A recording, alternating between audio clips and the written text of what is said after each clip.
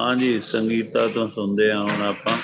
बोलो फिर बाके बिहारी हरि लाल लाल की की जय, मेरे जय। सतगुरु महाराज की जय। की जय। श्री कृष्ण गोविंद हरे मुरारे, हे नाथ नारायण वासुदेवा। श्री श्री कृष्ण कृष्ण। गोविंद हरे मुरारे, हे नाथ नारायण वासुदेव। पित मात स्वामी सखा हमारे, हे नाथ नारायण वासुदेवाय। श्री कृष्ण गोविंद हरे मुरारे, हे नाथ नारायण वासुदेव।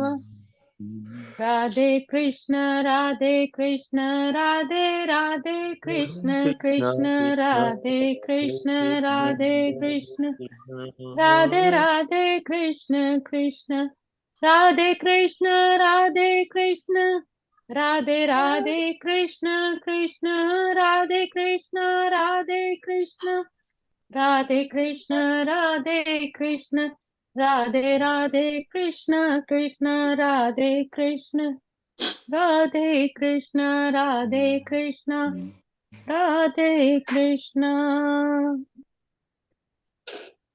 वसुदेव सुतं देवं कंसचाणूरमर्दनम्, देवकी परमानन्दं कृष्णं वन्दे जगद्गुरुम्, कृष्णं वन्दे जगद्गुरुम्। ॐ श्री परमात्मने नमः। श्रीमद्भगवत गीता अथ चतुर्थोऽध्यायः। हाँ जी साध संगत जी, हम चौथे अध्याय का श्रवण कर रहे थे, जिसमें श्लोक हमने 6 तक श्रवण किए। थोड़ा सा सारांश लेते हुए पिछले श्लोकों का, तो 5 और 6 में भगवान क्या कह रहे हैं। भगवान कहते हैं कि हे अर्जुन, मेरे और तुम्हारे बहुत सारे जन्म पहले हो चुके हैं, वो तुम्हें याद नहीं, लेकिन मैं जानता हूँ। मनुष्य के लिए भगवान ने पूर्व जन्म की स्मृति नष्ट करने की व्यवस्था करी है, परंतु भगवान तो सृष्टि के नियमों से परे है, उन्हें सब कुछ याद रहता है, वो सब ज्ञानी है। सृष्टि उनके अधीन है, वो सब कुछ जानते हैं। इसलिए भगवत गीता हमें उपदेश देती है कि जो सब कुछ जानता है उसे जानो, भगवान को केंद्र बिंदु में रखो। हम भगवान की परिक्रमा करते हैं, पृथ्वी सूर्य की परिक्रमा करती है, हम स्वयं की परिक्रमा भी आत्म तत्व को केंद्र बिंदु मानकर ही करते हैं। हमारे स्वयं के अंदर भी वो परमात्मा विराजमान है। अतः हमें भी उस परमात्मा को, उस अपनी आत्मक चेतना को जानने की आवश्यकता है। अगले श्लोक में भगवान कहते हैं कि मैं अज हूं, यानी जिसका जन्म नहीं होता। मैं अविनाशी, अव्यय हूँ। सारी भूत मात्राओं के ईश्वर होकर भी अपनी ही प्रकृति को अधीन करके मैं योग माया से प्रकट होता हूँ। भगवान की ऐसी शक्ति है जो नहीं होकर भी वह प्रतीत होती है। हमें लगता है कि हम स्थिर हैं, परंतु वस्तुतः हम इस पृथ्वी के साथ स्वयं की तथा सूर्य की परिक्रमा कर रहे हैं। हम चलायमान हैं और ये वास्तविकता छिप जाती है, और जो नहीं है वही प्रतीत होता है। अब आगे के श्लोक। अवतरित होने का अर्थ है परमात्मा का निर्गुण निराकार तत्व सगुण साकार रूप में प्रकट होना। यदा यदा हि धर्मस्य ग्लानिर्भवति भारत, अभ्युत्थानमधर्मस्य तदात्मानं सृजाम्यहम्।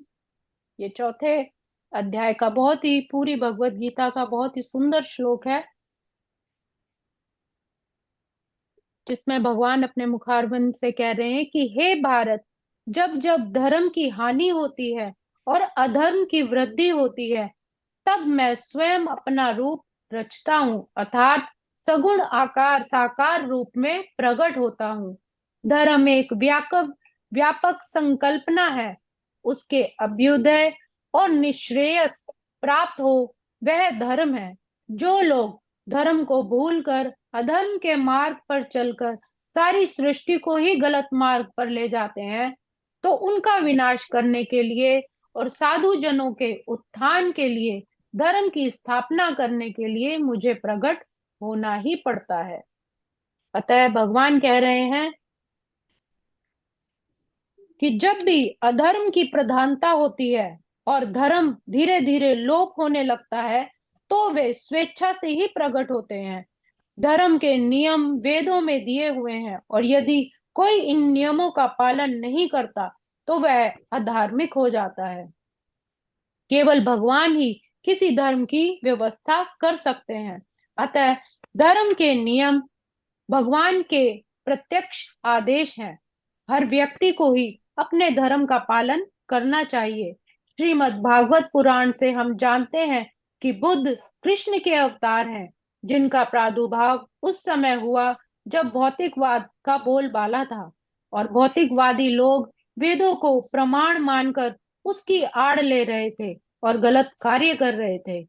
यद्यपि वेदों में विशिष्ट कार्यों के लिए पशु बलि के विषय में कुछ सीमित विधान थे, किंतु आसुरी प्रवृत्ति वाले लोग उन्हीं नियमों को आधार मानकर पशु बलि अपने स्वार्थ के लिए कर रहे थे।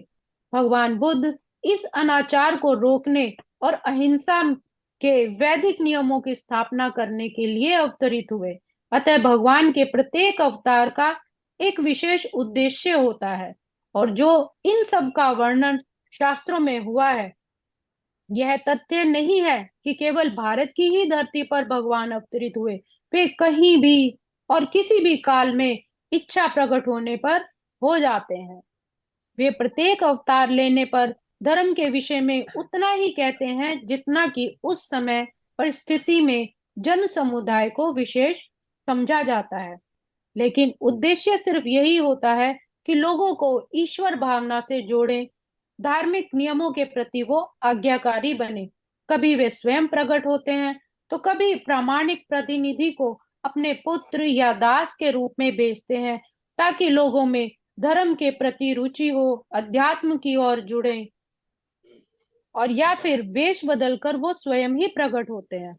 भगवान ये साक्षात खुद कह रहे हैं कि जब जब भी, जहां पर भी धर्म का पतन होता रहता है और अधर्म बढ़ने लग जाता है, तब तब मैं अवतार लेता हूँ। तो कोई जरूरी नहीं कि मैं अपने विशेष उसी में हूँ, मेरा कोई दास पुत्र भी ऐसा होता है जो मेरे ही उस कार्य को आगे बढ़ाता है। अगला श्लोक। परित्राणाय साधूनां विनाशाय च दुष्कृतां धर्म संस्थापनार्थाय संभवामि युगे युगे। भक्तों का उद्धार करने, दुष्टों का विनाश करने तथा धर्म की फिर से स्थापना करने के लिए मैं हर युग में प्रकट होता हूँ। दुष्कृताम अर्थात उन व्यक्तियों के लिए आया है जो कृष्ण भावनामृत की परवाह नहीं करते, अध्यात्म की उस परमात्मा की परवाह नहीं करते। ऐसे दुष्कृताम या उपद्रवी मूर्ख अधम व्यक्ति होते हैं। भले ही वो सांसारिक शिक्षा से या कितने ही विद्वान क्यों ना हो, विभूषित क्यों ना हो, इसके विपरीत यदि कोई 100% परमात्मा में, अध्यात्म में लगा रहता है, तो वो विद्वान है। या सुसंस्कृत ना भी हो, फिर भी वह साधु माना जाता है। अर्थात अगर उसे बहुत ज्यादा ज्ञान है लेकिन उसकी परमात्मा में, अध्यात्म में कोई रुचि नहीं है, तो भगवान कह रहे हैं वो साधु नहीं है।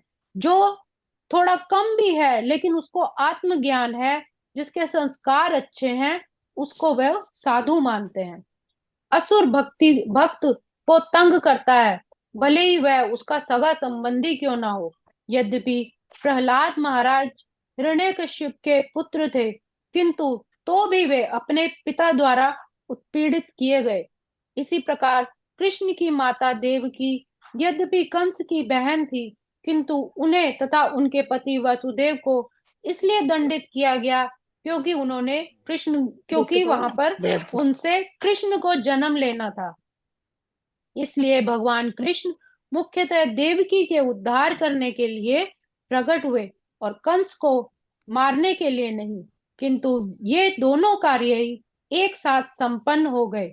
इसीलिए कहा जाता है कि भगवान भक्त का उद्धार करने तथा दुष्ट असुरों का संहार करने के लिए विभिन्न अवतार में अवतरित होते हैं।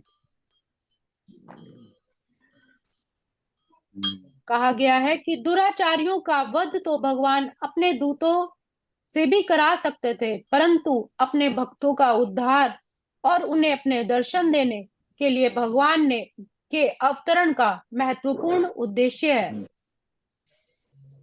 जैसे माता शबरी की भक्ति की प्यास राम जी के दर्शन से ही मिटना संभव है, भगवान राम ने अपने आचरण द्वारा पिता पुत्र के संबंध, भाई भाई के प्रति निष्ठा, कर्तव्य, भक्तों के प्रति प्रेम, शत्रु के साथ भी किया गया व्यवहार, इसका आदर्श स्थापित किया है। हमें भी अपने अंदर का विवेक जागृत करना होगा। सदगुरु महाराज कहते हैं कि इस युग में सज्जनों की संगठित शक्ति के रूप में ही परमात्मा अवतरित होते हैं। इसलिए सारांश यही है कि कृष्ण का अवतार मूलतः उद्देश्य अपने निष्काम भक्तों को प्रसन्न करना तथा दुष्टों का विनाश करने के लिए हुआ है। आज के श्लोकों को हम यहीं विराम देंगे। ओम श्री कृष्णार्पणमस्तु। हरे नमः, हरे नमः, हरे नमः।